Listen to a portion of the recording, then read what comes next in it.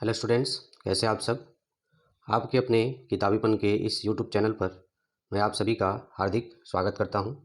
आज हम कृषि संकाय कक्षा 12वीं के फसल उत्पादन एवं उद्यान शास्त्र विषय के अंतर्गत सीखेंगे कि फसल चक्र सघनता क्या होता है, उसकी परिभाषा क्या है एवं उसका सूत्र क्या होता है। क्लियर है? तो चलिए आज का यह महत्वपूर्ण वीडियो शुरू करते हैं और जानते हैं फसल चक्र सघनता क्या होता है। सर्वप्रथम हम इसके अंतर्गत परिभाषा देखेंगे। तो फसल चक्र सघनता किसे कहते हैं या क्या होता है। ठीक है, यहाँ पे मैंने फसल चक्र सघनता और गहनता लिखा हुआ है। तो फसल चक्र सघनता को गहनता भी कहा जाता है, फसल चक्र गहनता। क्लियर है? तो इसकी परिभाषा देख लेते हैं। किसी निश्चित भूभाग पर फसल चक्र में सम्मिलित फसलों की कुल संख्या एवं फसल चक्र के कुल वर्षों के संख्या के अनुपात को, जिसे प्रतिशत में व्यक्त किया जाता है, फसल चक्र सघनता या फसल चक्र गहनता कहते हैं। क्लियर है? एक बार और मैं पढ़ देता हूँ, आपको अच्छे से समझ में आ जाएगा। किसी निश्चित भूभाग पर फसल चक्र में सम्मिलित कुल फसलों की संख्या, ठीक है, एवं फसल चक्र के कुल वर्षों की संख्या, ठीक है, का जो अनुपात होता है उसे क्या कहते हैं, फसल चक्र सघनता या गहनता कहा जाता है, जिसे प्रतिशत में व्यक्त करते हैं। इतना क्लियर? उदाहरण लेते हैं थोड़ा सा। यहाँ पे मान लीजिए आपका कोई 1 एकड़ का खेत है, ठीक है, इसमें आपने फसल चक्र में मान लेते हैं 4 फसलें ली है, ठीक है, और जो फसल चक्र का वर्ष है वो मान लेते हैं 2 वर्ष है, ठीक है।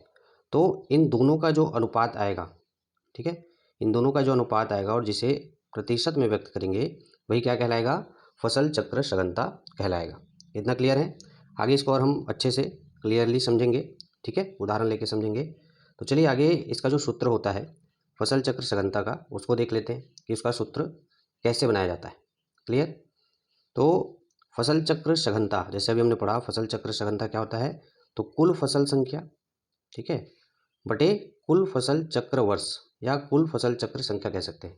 इसको किससे गुना किया जाता है, तो 100 से। ठीक है, ये हुआ फसल चक्र सघनता का जो सूत्र है। ठीक है, इसमें मार रख के हम किसी भी फसल चक्र की फसल चक्र सघनता ज्ञात कर सकते हैं। क्लियर है?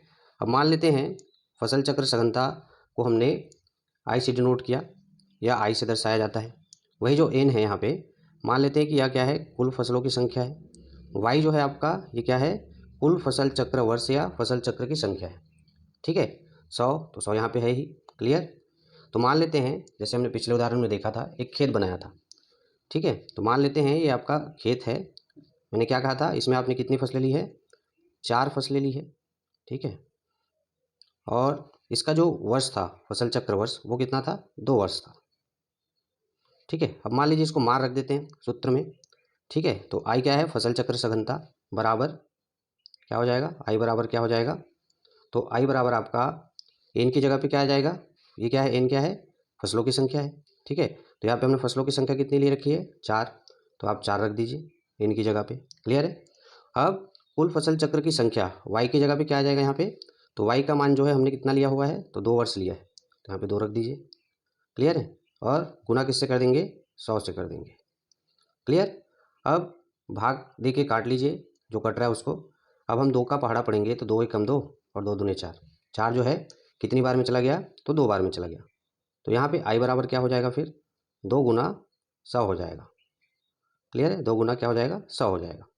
अब इसको गुना करेंगे, आई बराबर क्या हो जाएगा, 200% हो जाएगा। क्लियर है?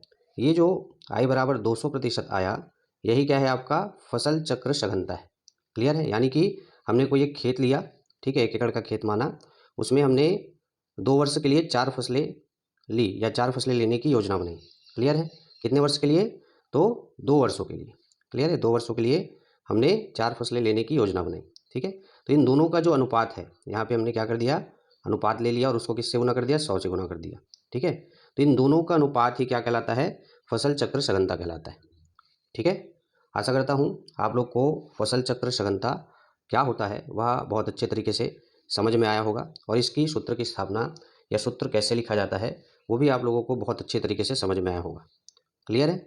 आज के वीडियो में फ़िलहाल इतना ही। इसी प्रकार के महत्वपूर्ण वीडियो के साथ मिलते हैं अगले वीडियो में। तब तक के लिए धन्यवाद।